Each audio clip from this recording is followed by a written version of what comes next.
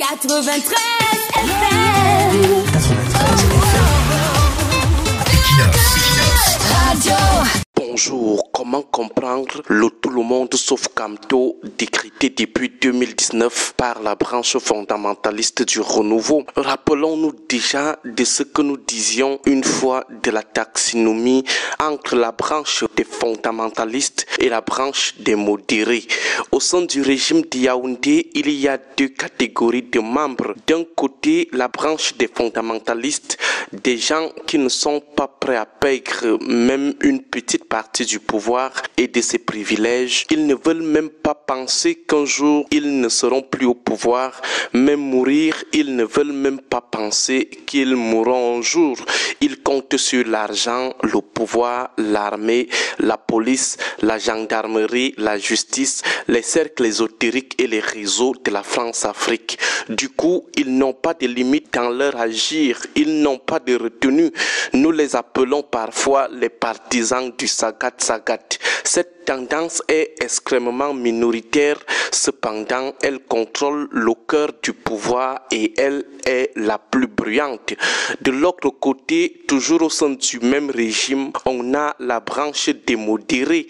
Elle est constituée de ceux qui pensent que malgré la position de pouvoir qu'occupe le RDPC, il faut quand même se souvenir que le peuple, ce sont aussi des humains comme nous. Nous devons parfois permettre à ce peuple d'avoir droit à la vie et de s'exprimer. Même lorsqu'on doit voler, volons un peu de sorte qu'on ne prive pas ce peuple du minimum. Même lorsqu'on doit le menacer, ne menaçons pas jusqu'à procéder à des éliminations physiques. Pensons aussi qu'on peut quitter le pouvoir un jour. Ça, c'est la branche des modérés. Cette branche est très majoritaire. On a aujourd'hui plusieurs ministres et plusieurs cadres du RDPC qui ne sont pas d'accord avec l'acharnement de la branche extrémiste contre Camto. Seulement, cette branche des modérés, bien que largement majoritaire, elle ne contrôle pas les cercles de décision qui sont plutôt aux mains des fondamentalistes. Cette branche des modérés est aussi inaudible.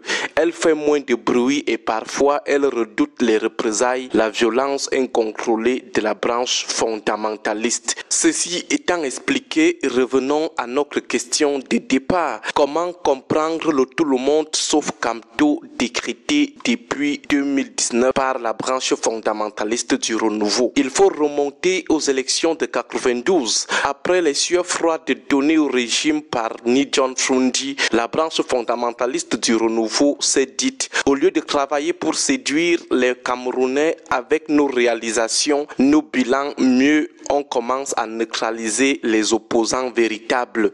Ne pouvant pas aussi rentrer dans le système de parti unique, il nous faut néanmoins une opposition d'accompagnement, une opposition qui va nous aider à montrer au monde entier que nous ne sommes pas une dictature. Alors les partisans de la branche fondamentaliste se sont donc donné deux tâches: détruire toute opposition sérieuse et fabriquer la leur. Ils les appellent l'opposition républicaine, qui est en réalité l'opposition de convenance, l'opposition d'accompagnement. Cette opposition, nous la représentons souvent à l'aide de notre allégorie de la grande prostituée, avec d'un côté l'opposition de la prostituée de rue, l'opposition qui deal ouvertement avec le régime, et de l'autre l'opposition de la prostituée de luxe, c'est-à-dire l'opposition qui deal nuitamment avec le régime. Il lui donne des mallettes d'argent, des marchés publics, des postes et d'autres privilèges en catimini, ni vus ni connus. En retour, cette opposition de luxe doit seulement animer la galerie et embarquer le peuple camerounais dans une pseudo-opposition. Maintenant, depuis 2012, cette opposition de la grande prostituée a vu l'arrivée de quelqu'un qui incarne l'opposition intègre, sérieuse et redoutée, Maurice Camto. Au départ, le régime s'est dit que c'est le feu de paille. Il compte sur la répression. Après, la branche des extrémistes instrumentalise les noms bamileke du MRC pour présenter Camto comme le leader des seuls bamileke qui est dans une posture de prise de pouvoir pour sa tribu, l'ethnofascisme. Ça n'a pas marché. En 2018, la branche des fondamentalistes est surprise que Camto monte toujours en puissance malgré le financement des pseudo-opposants pour émietter ses voix. voix. Surprise, cette branche pense à la dissolution du MRC. Le document avait même déjà été rédigé. La branche des modérés s'était interposée.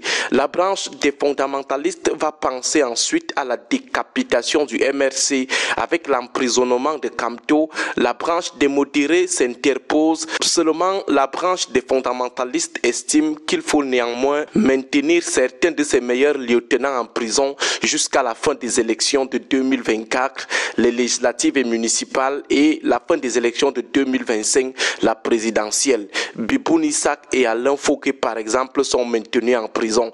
Malgré cela, Kamto monte en puissance, il ne fait pas toujours dans l'opposition de la grande prostituée. Les postes ministériels et des mallettes sont proposés en prison, rien ne passe.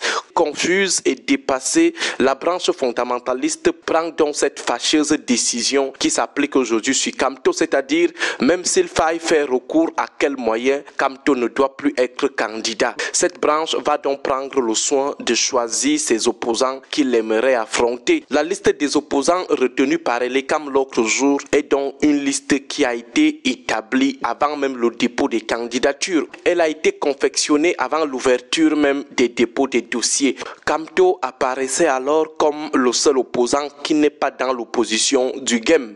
Voilà le motif de l'acharnement dont il est victime aujourd'hui. Agréable journée à tous. 93 FM. 93 FM. Equinox. Radio.